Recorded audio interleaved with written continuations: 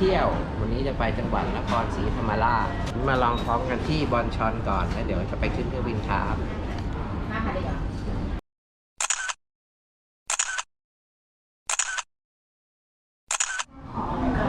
ติดอยู่กับร้านอาหารร้านขนมอยู่เนี่ยครับไม่ให้ไปไหนเลยครับ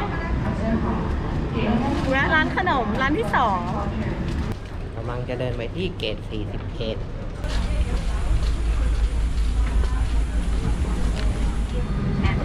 ขึ้นมาบนเครื่องแล้วนะครับตอนนี้ Ladies and gentlemen, we will be commencing motion.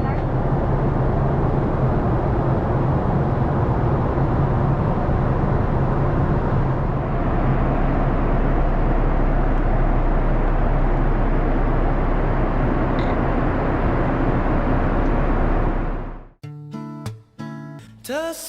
วยทุกนาทีที่เคยสัมผัสรู้ทันทีว่าเธอคือคนพิเศษ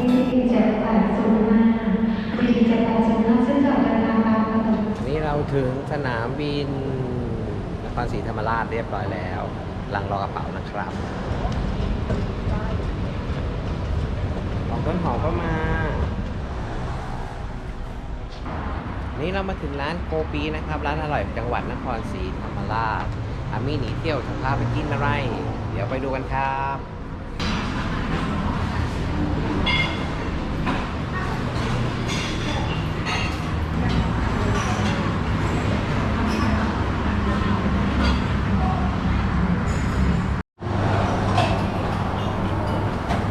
ปั้นฉุยเลยน่ากิน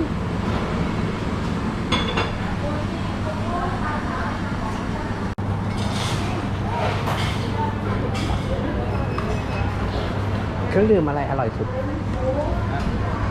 เย็นที่ขายดีก็ชาเย็นนะคะน้องข้าวบอกไหนอันนี้ไม่ได้มีข้าวมาด้วยใช่ไหมคะต้องสั่งโอเคนะเอาเมนูเลย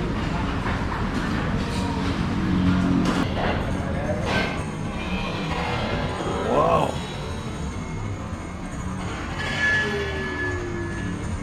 ว้าว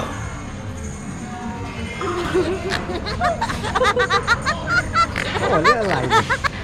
อาหารเช้าวันนี้ที่ร้านโกปีมีซาลาเปาไส้หมูแดงลูกใหญ่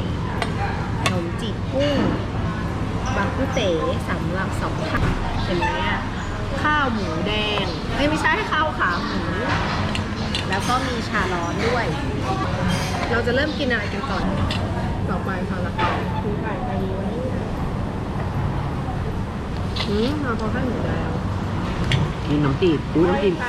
น้ำจิ้มโอเค น้ำจีบมี3เองเหรอ ใช่ค่ะ น้ำจิ้มอยู่นี่นะขอชิมนี่ตกลงของอันนี้ไปแล้ว อุ้ยน้ำจีบตกเนื้อกุ้งโอ้ยซาลาเปาหมูแดงแดงมาก วันนี้เห็นอะไรวะเหมือนเห็นกระป๋องมาเห็นอะไรอ่ะแม่น่ากินมีหมูแดงเป็นก้อนเลย กินเลย หมูเขาไม่ติดแป้งเนาะ ไม่รอช้าละหิวฟังโผมาแล้วครับ ร้านน้ำอ่ะค่ะ ข้าวขาหมูเฉยๆอ่ะ ส่วนหมูเขาจะ น้ำมันน้อย ไม่นิ่ม เราไม่ได้สั่งหนาเลยต้องสั่งหนาจะนิ่มๆหน่อย เนื้อเหมือนต้มค้างวันแต่อันนี้ไม่เหมือน เขาราด เนื้อทั่วไปที่ถ้าเป็นในกรุงเทพมันกว้างเนี่ยจะต้มแบบค้างวันนะ เขาราดน้ำมันน้อยไปหน่อยดูแบบแห้งๆฟังโผเป็นไงฮะ อร่อยมากค่ะอยากให้ชิมมีความนุ่มมาก เหมือนแป้งโดนะ ฟังโผโอ้โหฟังโผอย่างนิ่มอ่ะ มาก แต่เป็นทอดมาใหม่ๆอะไรก็อร่อย เยิ้ม แต่รอบใหม่ๆมันก็อร่อยกว่าในกรุงอยู่แล้วอะเนี่ยเนื้อ ไม่เท่าแต่ที่เชียงใหม่สไตล์เชียงใหม่ จะกรอบแข็ง พี่โอ๋ย่าอาหารอร่อยมากเลยค่ะ กำลังคุยกับย่าอยู่ครับแหว ปลาท่องโกตัวใหญ่เท่านี้ เดี๋ยวซื้อไปฝากปลาท่องโกตัวใหญ่มาก พี่โอ๋กินคนเดียวเลย แม่ไม่ค่อยดีตักกับนี่ครับป้ายสัญลักษณ์ของร้านโกปีใครมาก็ต้องถ่ายมี2ป้ายแล้วกันป้ายที่เด็ก กำลังเล่นชิงช้า แล้วก็ป้ายที่มาแปะขี่จักรยาน แต่ว่าอยู่หน้าห้องน้ำถ้าบังดูก็จะไม่สวยเท่าไหร่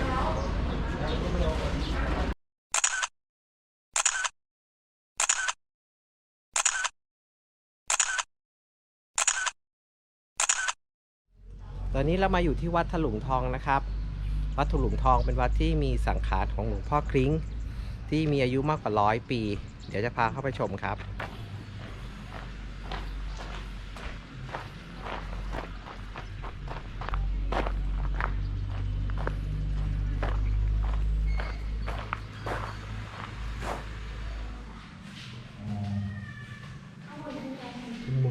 อันนี้มาอยู่ที่วัดถลุงนะครับ ข้างบนมีพระหลังจากไหว้ข้างล่างแล้วขึ้นมาข้างบนสังขารพระภิกษุไม่เล่า จริงเหรอ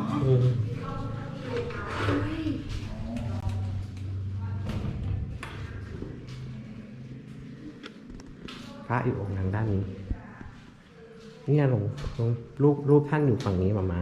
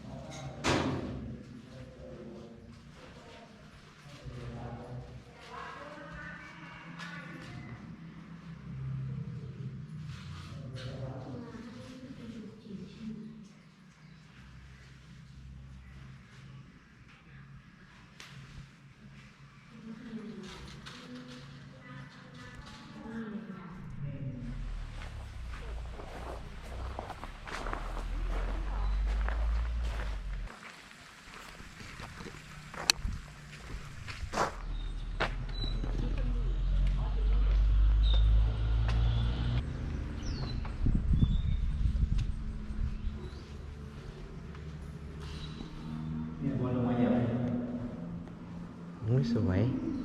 ลงมาเหยียบ อ๋อ ซึ่งอาเพชรมาเหยียบ อ๋อ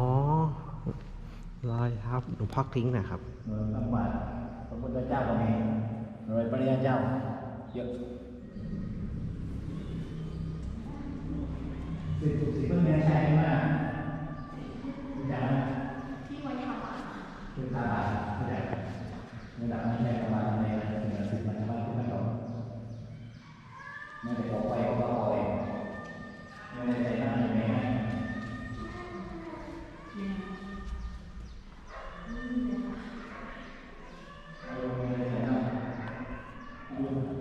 มึงจะตัดแล้ว ครับ เมตตาค้าขายโชคลาภเป็นมงคลจันทร์ถุง มามิ มาตัวนี้มาตัว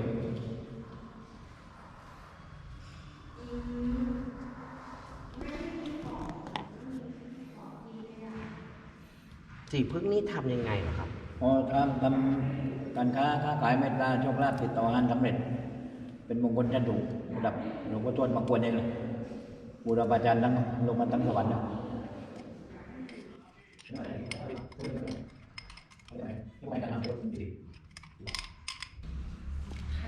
หอมไหมหอมหอมไหมหอมไหม หอมมากครับ หอมนะต้องมีสูตรทำแน่นอนทำให้สิบกว่าคนปี62นะ กินได้เหรอคะ กินได้อร่อย แก้มะเร็งได้ด้วย ใช้มันได้ กิน แก้ เล โร ย ค ได้ไหม หัวใจว่าบางทีหัวใจเป็นเลือดด้วย ล้างก่อนไหมเอาเหรอต้องล้างไหมหลวงพ่อ คนล้างแล้ว ล้างแล้วท่านตากแดดไว้ มือล้างยัง ล้าง ยังมือเรายังไม่ มือ ล้าง นี้ศักดิ์สิทธิ์มากตักสีพึ่งมาเมื่อกี้ ที่หอมใช่หอมมากเลย ทานได้เลยหลวงพ่อ ได้เลยทานได้เลย ทานเลยค่ะ นั่นเป็นต้น อร่อยไหมหวานวิดูทำหน้าหวานฝา อ ด ร่อยอร่อย หวานฝาดจริงๆ ก็เป็นผลไม้ไง โยมเชื่อไหมระดับนายแพทย์โรงพยาบาลอยุธยายังมาขอเลย เหมือนมะขามเทศอะไรที่เป็น เอาป้อนด้วย ฮะป้อนใคร ป้อนอามเพราะอามใส่อ อ้า ยู่ วเร็ว จริง เหมือนมะขามมะขามเทศใช่ไหมเออ แต่หวาน หวาน อืม ต้นหอมทาน แต่ฝาดกว่า รสชาติหวานมาก อันนี้ ห เส วาน ก มาก เสก ลูก ด้วยหรือเปล่าหรืออะไรหรือ ไม่ ให้ อ่ะ เก็บ เป็นท่านเก็บมาเลย บอกว่ามันจะออกดอกพอดี หวานหวานๆเหมือนขนม ขายยัง ขนมอะไรอ่ะ ไม่รู้บอกไม่ถูก ดอกไม้ เริ่มออกถ้ามันออกเต็มที่ก็วันนึงบาทละ2 บาทละได้ สัพพยา ใส่น้ำร้อน กินกินแล้วเป็นยา ใส่น้ำร้อนกิ เดี๋ย น ว ได้ เดี๋ยวใบจะหมดมือละ ถ่ายรูปก่อนอ๋อยมอง เต็มมือเลย หลังจากวันที่14 กุมภาพันธ์ประมาณแบบนี้ยี่สิบปีนี่ยกช่อง1 โมงช่อง1 โมงที่ดู อืม มันมีปริศนาธรรมมันมีความหมายทั้งหมดนี่เห็นไหมันมีปลา มีเต่า มีนก มีไม่หมายตอนสมบูรณ์ก็มีคนมาสวด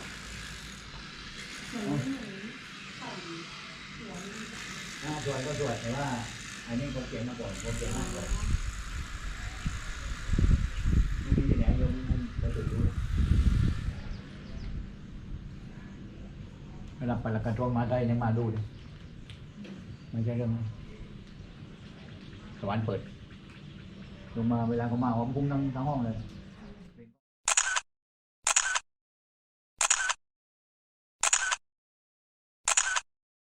จริง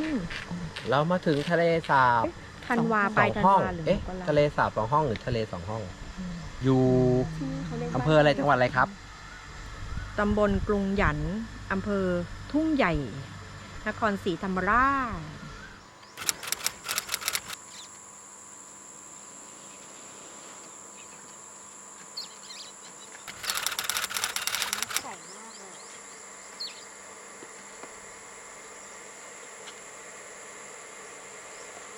นี่อะไรเนาะเขาไม่ได้พูดภาษาอังกฤษหรอไม่รู้ เดินได้ถ่ายไปก็ได้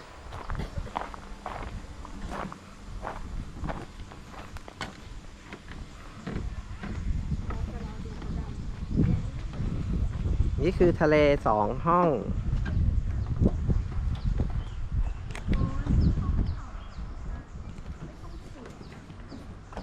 นี่นะครับทะเล2 ห้อง ห้องที่อยู่ทางด้านหลังคือห้องที่2ส่วนอีกห้องหนึ่งทางด้านนี้ ห้องที่1มาเดี๋ยวร้อนมาก แต่น้ำใสจริงอ่ะ ใส่กริบเลย มีหญ้าด้วย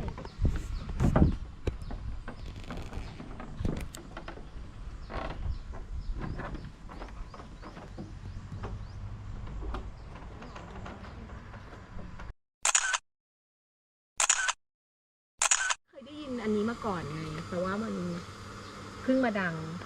แต่จริงๆดังมานานแล้วใช่ปะ ดังนานแล้วอ่ะ แต่เราไม่รู้ ใน จัก 2 ห้องนาน นานจนลืมไปแล้วว่าดัง ใช่ ไม่ตอนมาเฮ้ยทำไมทางเข้าดูแบบ ดูลึกลับดูแบบว่า ถ้าหน้าหนาวคงจะดูกัดเย็นไกด์ท้องถิ่น พี่ไม่คิวเลยนะ กลัว ไม่คิวเลย ระหว่างทางพี่ไม่รู้สึกเลยว่าพี่จะเข้ามาเจอทะเล มี สา แต่ บ ต้นไม้ มันไม่ได้มีป้ายแบบใหญ่ๆว่าเอ้ยแบบมีจุดท่องเที่ยวอะไรเงี้ยไปทางนี้จุดเงียบสงบ อุ้ยเราเย็นมาก เนี่ยแบบ นี่เพราะว่าคนทำกิจกรรมลงน้ำไงไม่ได้แบบว่านั่งแบบว่าใช้หา ลมดีมาก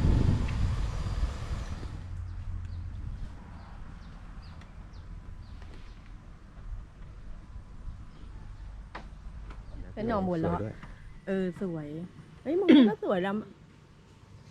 ทำไมเห็นคนจะถ่ายแต่มุมนู้นเนาะ มุมนี้ไม่ค่อยมีใครมาเพราะมันไกล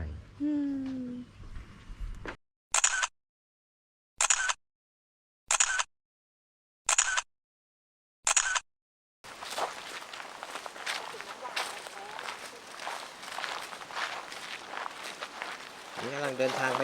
รับประทานอาหารนะครับอามี่หนีเที่ยวพามากินที่เรือนผักกูด นี่มีป้ายคล้ายๆกันด้วย เดลินิวหนีเที่ยว ไปครับไปกัน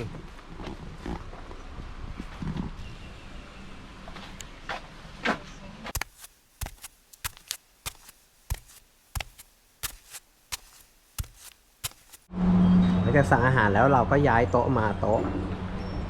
ไฮโซ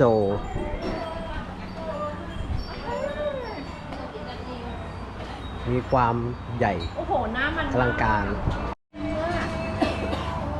เ มีความใหญ่ของโต๊ะครับ เขาไม่ขึ้นเรือใช่ไหม ผมเจอเจ้าของโต๊ะ เดี๋ยวเขาจะส่งให้ดูว่าเจ้าของโต๊ะเป็นใคร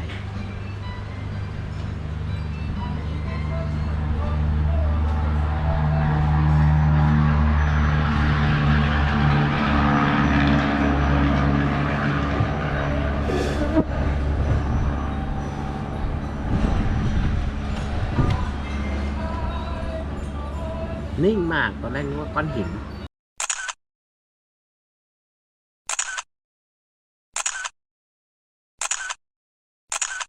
ใหญ่ อันนี้คือเมนูกุ้ง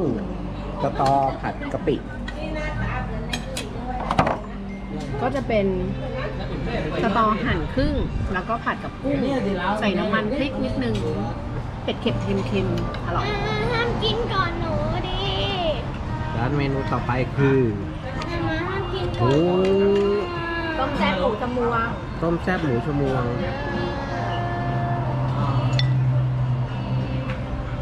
แต่เนี้ยโดนกินไปแล้ว หมูหายไปเยอะด้านนี้ต่อมาคือยำผักกูด เมนูไหนอร่อยครับ แต่สตอเป็นสตอข้าวแน่เลยไม่ขมเลยอะ ไม่รู้เหมือนกัน แต่ชอบ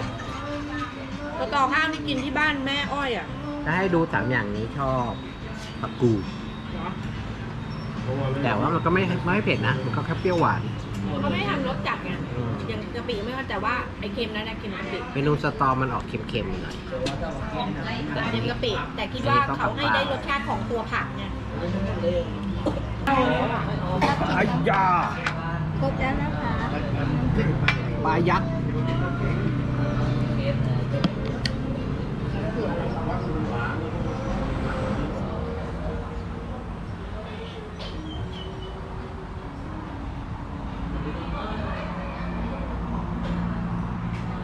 เย้ย ว้าย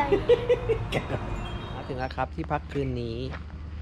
ราชาคีรีรีสอร์ทแอนด์สปา เดี๋ยวจะพาไปดูวิวริมทะเลกัน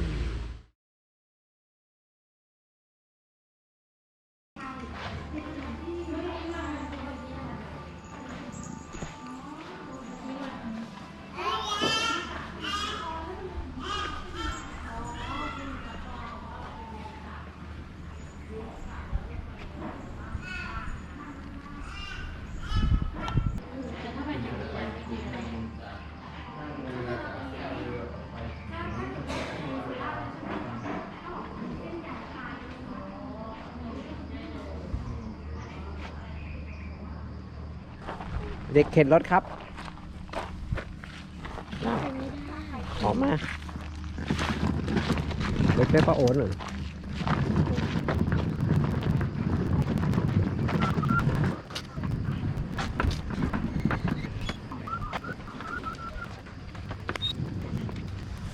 ไปค่ะ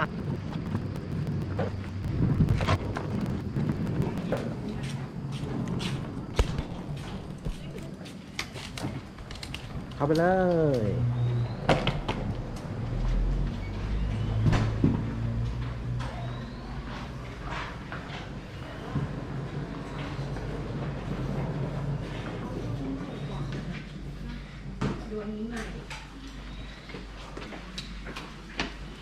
ห้องเบอร์อะไรบ้างอ่ะเตียง4415ค่ะ ครับ ตรงข้ามกันเลย ที่พักห้อง 415 น้องนี้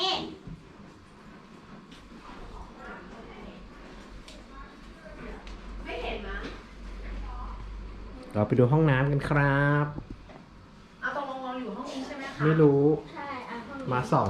เรื่อยๆโอ้ย โอ้ ห้องน้ำยังกับห้องเก็บของ ป้าโอแล้วเอาห้องนี้ ห้องนี้อ่างใหญ่ไปแล้วเหรอใช่ห้องนี้อ่างใหญ่กว่าให้น้องเข้าไปแล้วเหรอ ไปแล้ว เข้าไปแล้วเหรอ ยังไม่ได้ให้เลยน้องเข้าไปแล้ว มองอยู่อ่ะ เฮ้ยพรุ่งนี้มีอ่าง ไม่ทันแล้ว ไม่ทันแล้ว เราขอห้องนี้นะ ห้องนี้ ให้หนูคนเดียวสบาย นี่คือวิวครับ ไปดูอยู่ อ้าวถ่าย ถ่ายอยู่ หมอนที่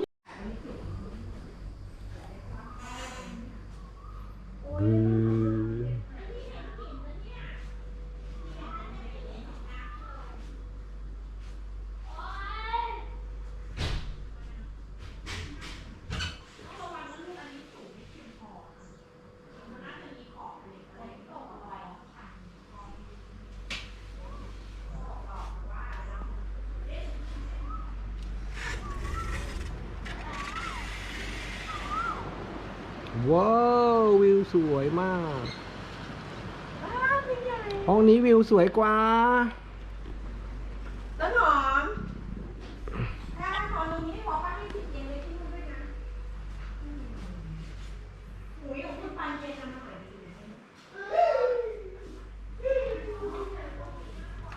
ในห้องน้ำที่เป็นอย่างไร ว้าวจากห้องน้ำเห็นห้องนอนเลยครับ ไม่มีม่านปิดเหรอ มันเป็นกระจกกระท้อนลูก แชมพูเราก็เจล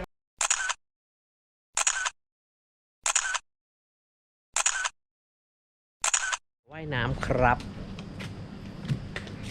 ไปว่ายน้ำกับเด็กน้อยเด็กน้อยเดินเร็วๆเด็กน้อยเดินเร็วๆไม่ได้เอาหมวกมาบืด อะไรที่นี่มันชันทุกอันเลย เดี๋ยวขึ้นเหนื่อย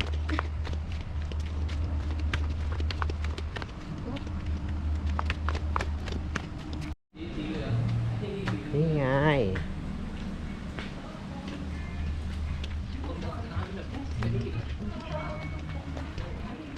สระว่ายน้ำแล้ว ปิดลูกโป่ง อุ้ยนกลงวู้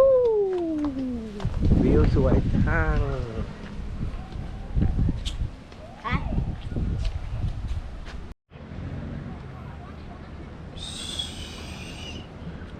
อุ้ยขย่ง ในชอบน้ำลึก ขย่งอ่ะ ๆ โอ้ยเย็นตูด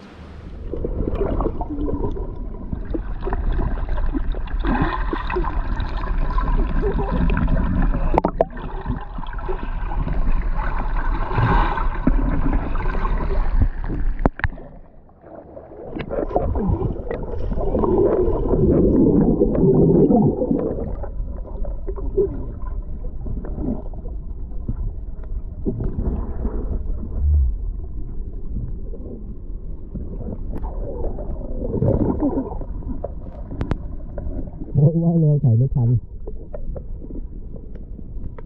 โอ้หัวหาย หัวหาย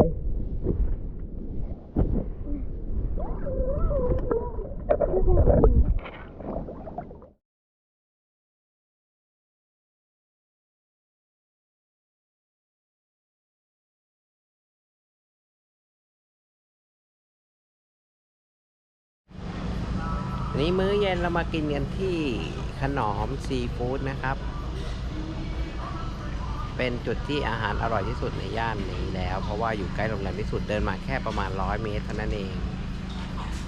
วิวตรงนี้สวยมาก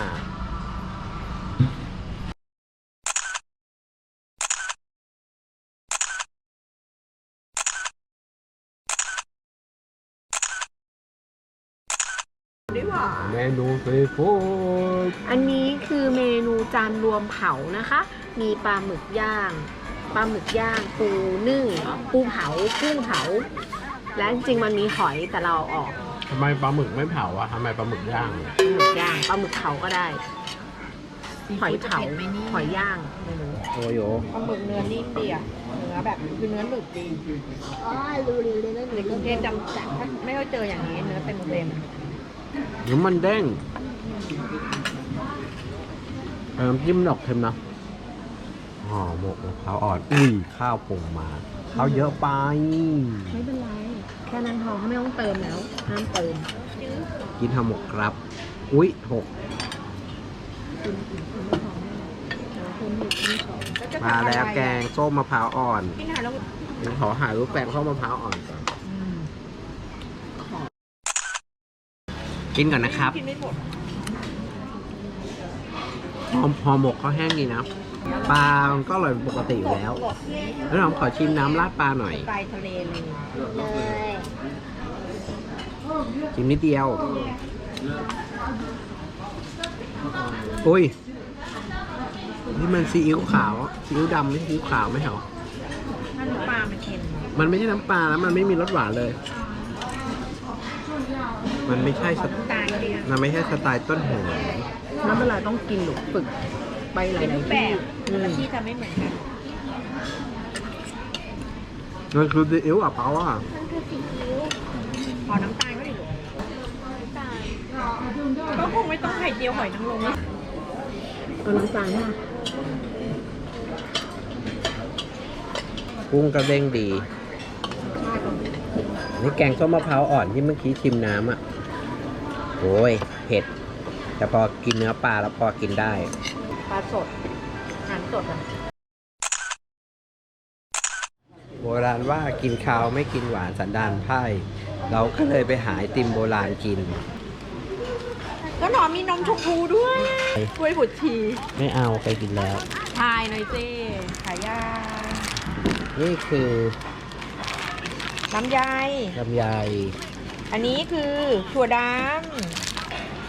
กระด ำชาไทย ชาไทย ำ ข้าวเหนียวดำเผือกแล้วปกติจะมีข้าวเหนียวดำ อันนี้ข้าวเหนียวดำเผือกอันนี้ถั่วดำเฉย เดี๋ยวมันละลายเก็บลงไปก่อน ๆ กินถั่วดำเผือก แล้วก็ชาไทยเอาลุงกินอะไรข้าวเหนียว นี่ ถ้วย ได้แล้ว อะไรนะเป็นถ้วยอัน บ๊าย นั้น บาร สชาย ติใหม่ ตัวใครตัวมัน อ